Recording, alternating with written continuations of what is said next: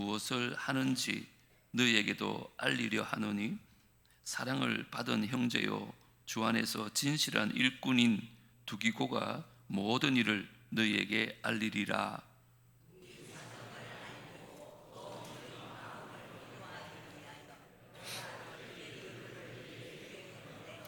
아버지 하나님과 주 예수 그리스도께로부터 평안과 믿음을 겸한 사랑이 형제들에게 있을지어다. 우리 주 예수 그리스도를 변함없이 사랑하는 모든 자에게 은혜가 있을지어다. 아멘. 에베소서는 바울이 감옥에서 쓴 옥중서신입니다. 특별히 오늘 본문은 에베소서의 마지막 부분인데요. 사도 바울은 보통 평지 끝에 보면 안부를 묻거나 또 인사를 하거나 기도를 부탁하는 걸로 책을 마무리합니다. 오늘 에베소서도 별반 다르진 않습니다. 그래서 그냥 지나갈 수 있는 내용인데 오늘 이 구절 속에서 2026년 우리가 어떻게 예수 그리스도를 따를 것인가에 대해서 다시 한번 잠시 말씀을 좀 나누려고 합니다. 오늘 말씀 제목이 이제 달라져야 합니다입니다. 과연 뭐가 달라져야 할까요? 저는 본문을 통해서 한 3가지가 우리가 좀 달라졌으면 좋겠어요. 따라합니다. 우리의 위로가 달라져야 한다. 바울은 지금 두기고를 에베소서로 보냅니다. 에베소로 보내죠. 그래서 두기고가 바울의 편지를 들고 에베소서를 향해 가게 되는 거죠. 22절 보시면 우리의 사정을 알리고 또 너희 마음을 위로하기 위하여 내가 특별히 그를 너희에게 보낸다 이렇게 말합니다. 바울의 편지를 전달하면서 바울의 사정을 알리고 그 성도들을 위로하기 원한다고 얘기합니다.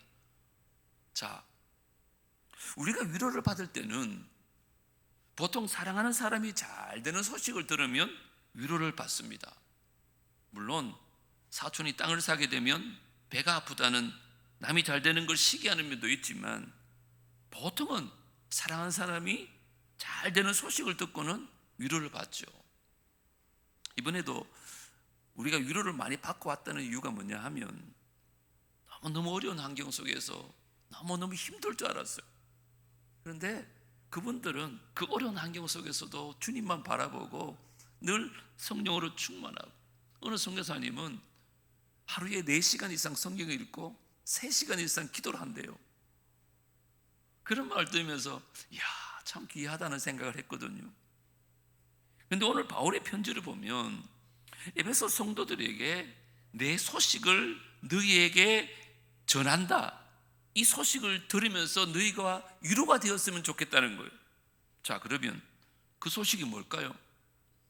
20절에 나오죠. 같이 한번 읽어보겠습니다. 시작. 이 일을 위하여 내가 쇠사슬에 매인 사신이 된 것은 나로 이 일에 당연히 할 말을 담대히 하게 하려 하심이라. 바울은 지금 쇠사슬에 매여 있다는 거예요. 다시 말하면 감옥에 갇혀 있어요. 심지어 언제 죽을지도 몰라요. 그런데 어떻게 얘기하느냐? 나의 사정, 곧 내가 무엇을 하는지 너희에게 알리려고 한다. 사랑을 받을 형제요 주 안에서 진실된 일꾼인 두기고가 너희에게 모든 일을 알리게 할 것이다. 바울은 지금 감옥에 갇혔다니까요. 상황은 너무 처절했어요. 현재와 같은 그런 감옥이 아닙니다. 뭐 복지가 있거나 직업 훈련을 시킨다거나 이런 상황이 아니었어요. 나갈 수도 없고 쇠사슬에 매어서 언제 사형을 당할지도 모르는 안타까운 현실 속에 있습니다. 그런데 바울은 이 나의 소식을 통해서 여러분들이 위로를 받기를 원한다는 거예요. 여러분, 아니 도대체 감옥에 갇힌 사람이 어떻게 위로가 될까요? 이 소식을 들으면 여러분 위로가 되겠습니까? 그러면 과연 무슨 위로일까요? 바울이 주고 싶은 위로가 뭐냐고요? 20절을 다시 한번 보십시오. 이렇게 말합니다. 나는 비록 사슬에 매어 있지만 이런 형편에서도 내가 담대하게 예수 그리스도의 복음을 전할 수 있는 사람이 되었다. 그것이 에베소 교회에 주고 싶은 사도 바울의 위로였던 거예요. 비록 사슬에 매여 있긴 하지만 복음 전도자로서의 역할을 잘 감당하고 있고, 비록 사슬에 매여 있지만 그리스도 안에 있다. 그 은혜 안에 머물고 있다. 상황은 너무 힘들지만 주님을 잘 따르고 있는 그 정체성에 대해서 얘기하는 것입니다. 이게 너희들에게 좀 위로가 되었으면 좋겠다는 거예요. 우리 성도 사람들 그렇더라고요. 그런 척박한 땅에서, 그런 어려운 환경 속에서도 목숨을 걸고 예배 드리고 있는 거예요. 목숨을 걸고 복음을 전하고 있어요. 감옥에 갇혀 있는 그의 상황은 사실 위로받을 수 있는 상황은 아닙니다. 공동체도 두려운 상황이죠. 왜냐하면 바울이 로마에 깔려갔듯이 에베소 교회도 언제 끌려가게 될 줄 모르는 상황이잖아요. 그런데 바울이 그런 에베소 교인들에게 편지하면서 위로받기 원한다는 것은 너희들도 이렇게 될 수 있어. 너희도 감옥에 갇힐 수 있고, 그런데 예수 그리스도는 살아계시고 나는 사슬에 매였지만 담대하게 복음을 전하는 자로 살고 있어. 이렇게 선언하면서 그리스도 예수 안에서 우리가 위로를 누릴 수 있게 대한 것을 말씀하고 있는 것. 자, 여기 말씀에 대비해서 우리의 삶을 한번 돌아보자는 것. 여러분의 삶이 누군가에게 위로가 되셨습니까? 멀리는 몰라도 지난달, 작년 한 해 혹시 여러분들이 섬기는 교회에 우리가 얼마나 위로가 되고, 여러분이 섬기는 공동체, 전도회나 기관에 얼마나 위로가 됐습니까? 한 해 잘 살았다고 해서, 어떤 직업을 성취했다고 해서 교회 공동체에게 그것이 위로가 될까요? 우리는 직업적인 성취나 삶의 목표를 이루기 위해서 열심히 살아갑니다. 하지만 그것이 교회에 가지고 왔을 때 교회가 그것으로 위로를 받을 수 있느냐?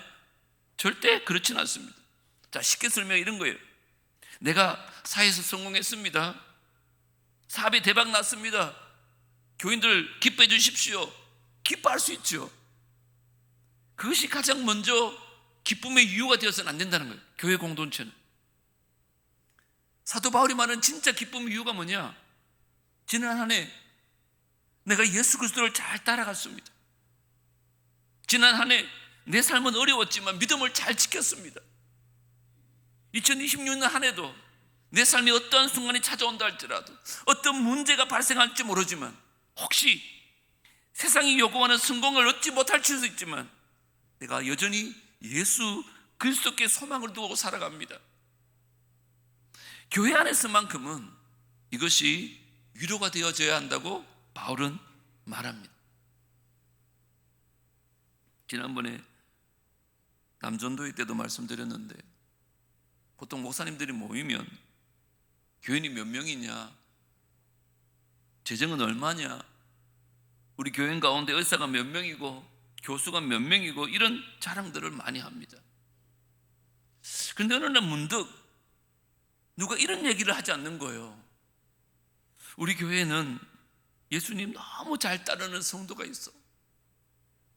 우리 교회의 삶은 진짜 어려운데 예수님만큼은 기가 막히게 따르는 성도가 있어.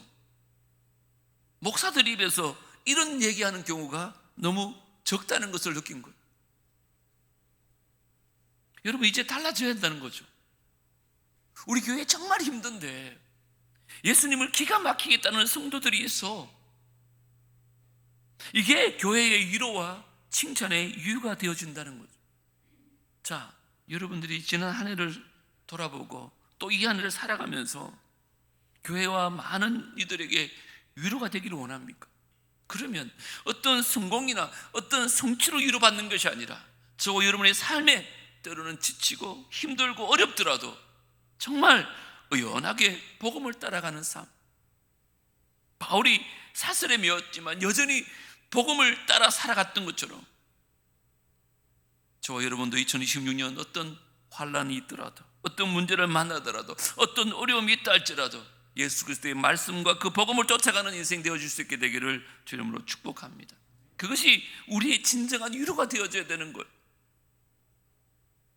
저는 실명을 거명하지 않겠지만 제가 이 교회 부임해서 얼마 있지 않아서 집사님 한 분이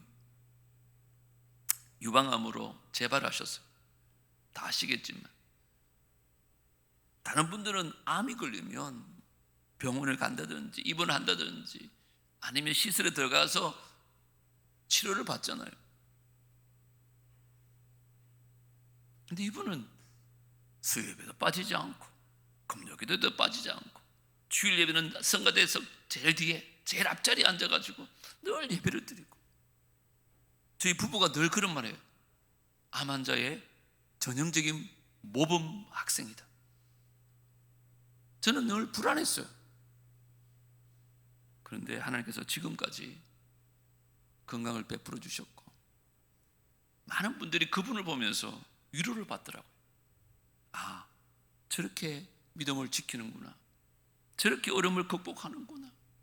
그 힘든 상황 가운데 있지만 예수를 따라가면서 그렇게 살아가는 삶이 모든 분들에게 위로가 되더라는 거죠. 물론 여러분의 삶이 풍요로워지고 하시는 일들이 잘 됐으면 좋겠습니다. 그것도 우리에게 기쁨의 소식입니다. 하지만 어렵고 힘들더라도 어떤 어려움이 있더라도 예수를 의연히 따라가고 그 말씀을 쫓아 살아갈 수 있는, 그래서 우리 모두에게 그 소식이 위로가 될 수 있는 은혜가 있기를 주님으로 축복합니다. 두 번째, 따라합니다. 우리의 기도가 달라져야 한다. 여러분 19절 한번 보십시오. 또 나를 위하여 구할 것은 내게 말씀을 주사 나로 입을 열어 복음의 비밀을 담대히 알리게 하옵소서 할 것이니. 바울이 자신의 기도 부탁을 하는 거예요. 뭐라고 그래요? 나를 위해서 이렇게 기도해 주십시오. 근데 뭐라고 얘기해요? 하나님께서 내게 말씀을 주셔서 내가 담대하게 복음의 비밀을 알리게 해달라고 기도를 부탁하는 거예요. 다시 말씀드립니다. 바울의 상황은 지금 감옥에 갇혔다니까요. 사슬에 매여 있어요. 만약에 저나 여러분들이 지금 사슬에 매여 감옥에 갇혔다면 기도를 부탁할 때 무슨 기도 제목을 나눌까요? 어떻게 하든지 좀 형량을 줄게 해달라든지 이 감옥에서 벗어나게 해달라든지 그런 기도를 부탁할 거 아니에요.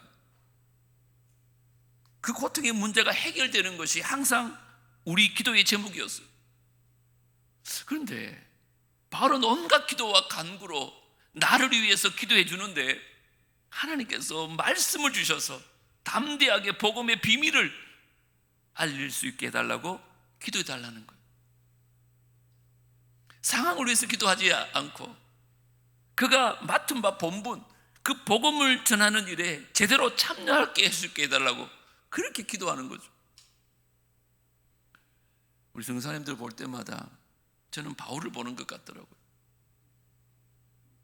그분들이 우리에게 기도 부탁할 때 있잖아요. 건강을 위해서 기도해달라는 말씀 하신 적이 없어요. 재정을 위해서 기도해달라는 말씀 안 하더라고요. 늘 이 어려운 현실 속에서 한 사람에게라도 복음을 전할 수 있는 길이 열렸으면 좋겠다. 직접 복음을 먼저 하니까 관계를 오랫동안 맺는답니다. 그래서 이 사람이 내가 무슨 말 해도 신고한다거나 배반하지 않을 때 그때 복음을 전하는 것입니다. 오늘 23절 한번 읽어볼까요? 23절 다 같이요. 시작.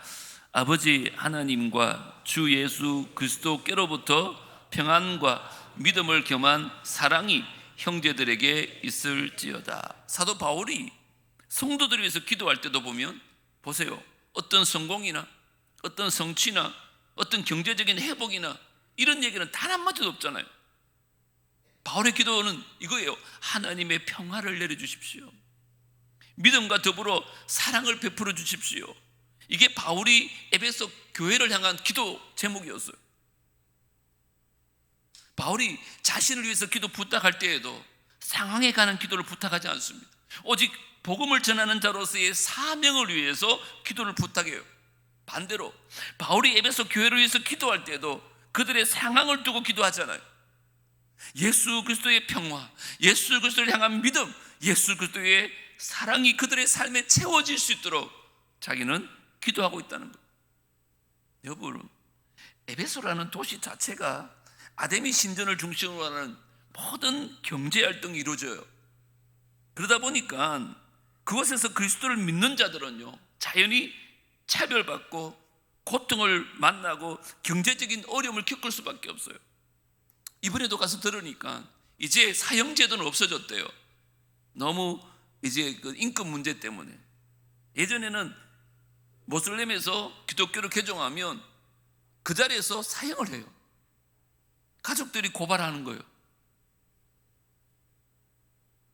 하지만 지금도 여전히 그들의 경제권이나 모든 걸 포기해야지 예수를 믿을 수 있거든요. 에베소 교회도 마찬가지입니다. 그런데 바울이 그들을 위해서 기도할 때 경제적으로 나아지기를 위해서 기도할게, 상황이 좀 괜찮아지도록 기도할게, 로마의 핍박이 덜해지도록 기도할게, 이런 얘기가 없습니다. 그 어렵고 힘든 상황 속에서 평화가 내려지기를 위해서 기도하는 거예요. 그 어렵고 힘든 상황에서 믿음으로 강건해지기를 위해서 기도하는 거예요. 그 어렵고 힘든 상황에서 사랑이 풍성해지기를 위해서 기도한다는 거예요. 우리의 기도와는 너무 많이 다르지 않습니까? 여러분, 이 원리를 잘 생각해야 돼요. 우리는 보통 기도에 대해 생각할 때 상황에 초점을 맞춰요. 이 문제가 해결되게 해주십시오, 이 어려움이 빨리 지나가게 해주십시오. 당연히 그런 기도 필요합니다. 하지 말라는 뜻이 아니에요. 하지만 그것보다 앞서야 될 게 뭐냐, 이런 상황과 이런 어려움과 이런 고통의 문제 속에서도 내 믿음을 강건케 하여 달라고 기도하는 거죠. 그러니까 상황에 초점을 맞추는 게 아니라 내 믿음에 초점을 맞추는 거예요. 우리의 기도가 항상 상황에 초점을 맞추다 보니까 무슨 문제가 생기면 상황을 두고 기도하다가 보니까 그 상황이 어그러질 때 우리 믿음조차도 어그러지는 거예요. 그러니까 계속 문제가 발생하는 거죠. 왜요? 상황을 내 마음대로 내 뜻대로 풀리지 않거든요. 그러니까 하나님 원망하고, 내가 이렇게 기도했는데. 여러분, 그래서 저와 여러분 이제 기도 제목이 좀 바뀌었으면 좋겠어요. 이렇게 정의하고 싶습니다.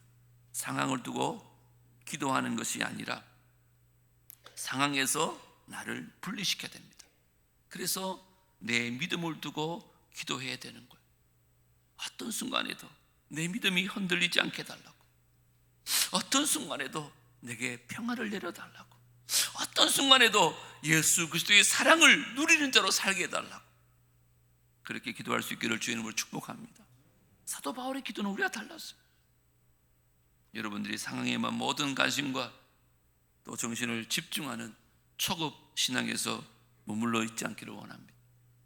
그 상황에 머물러 상황이 무너지면 내 신앙도 무너지는 안타까운 선인왕이 아니라 상황과 상관없이 의연하게 예수 그리스도를 따르는 삶, 그리고 상황을 예수 그리스도와 함께 지배해 나가는 그런 인생, 그래서 결국 승리해가는 인생을 살아가는 남부의 모든 성도들 되어지기를 주의 이름으로 축복합니다.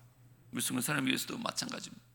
물론 상황이 좋아지기를 원하고 건강해서 기도해 주십시오. 하지만 그 어려운 가운데서도 지금까지 예배를 지키고 믿음을 지키고 기도하는 시간, 말씀하는 이런 시간을 지킨 것처럼 그런 기도가 그들에게 제일 필요합니다.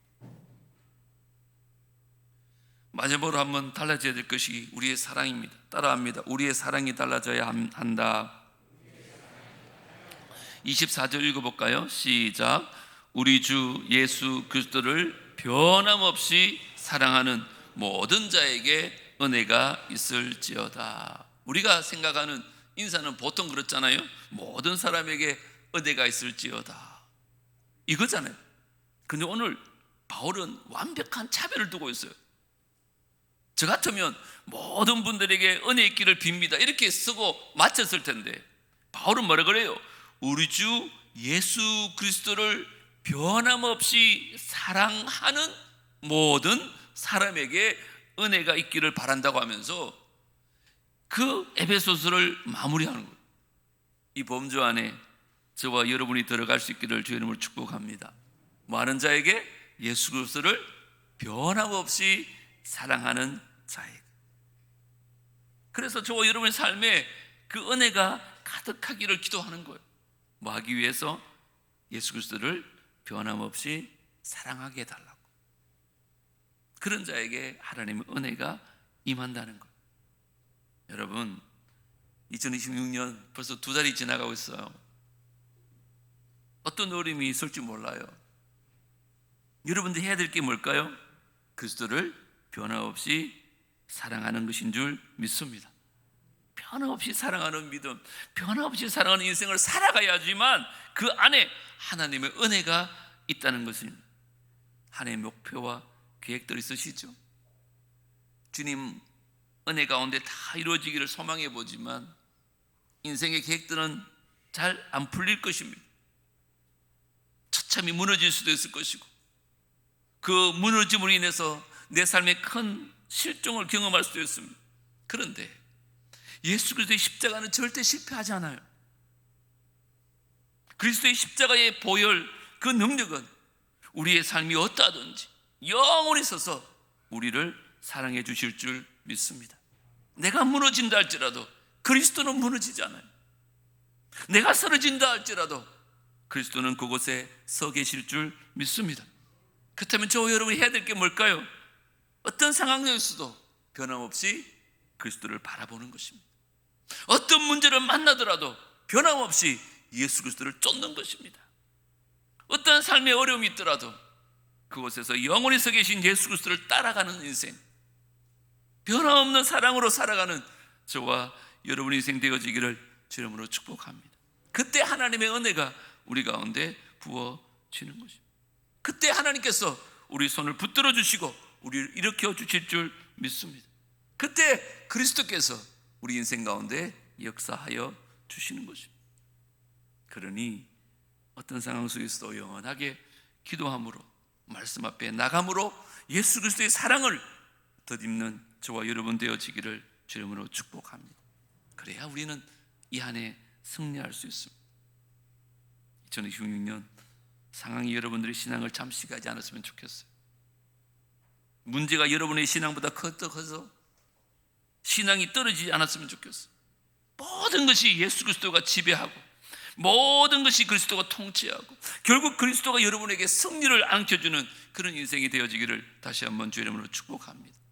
이제 우리의 위로가 달라지고 우리의 기도가 달라지고 우리의 사랑이 달라져서 하나님의 은혜가 충만한 우리 모두가 되어지기를 주의 이름으로 축복합니다. 하나님, 사도 바울은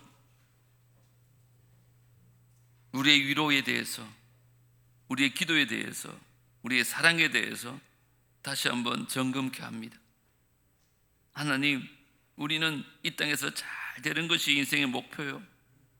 그렇게 되어지면 위로를 받을 때가 얼마나 많은지. 하지만 사도 바울은 사슬에 매여 있고 옥에 갇혔지만 그곳에서도 복음을 전할 수 있다는 것이 얼마나 위로가 되는지 너희들이 알라고 말합니다. 우리 인생도 그런 인생 살게 하여 주십시오. 우리는 늘 문제를 두고 상황을 두고 기도하지만 사도 바울은 그 상황 속에서 믿음을 지켜달라고, 하나님의 은혜를 부어달라고, 사랑을 흘려보내는 자가 되게 해달라고 기도하고 있습니다.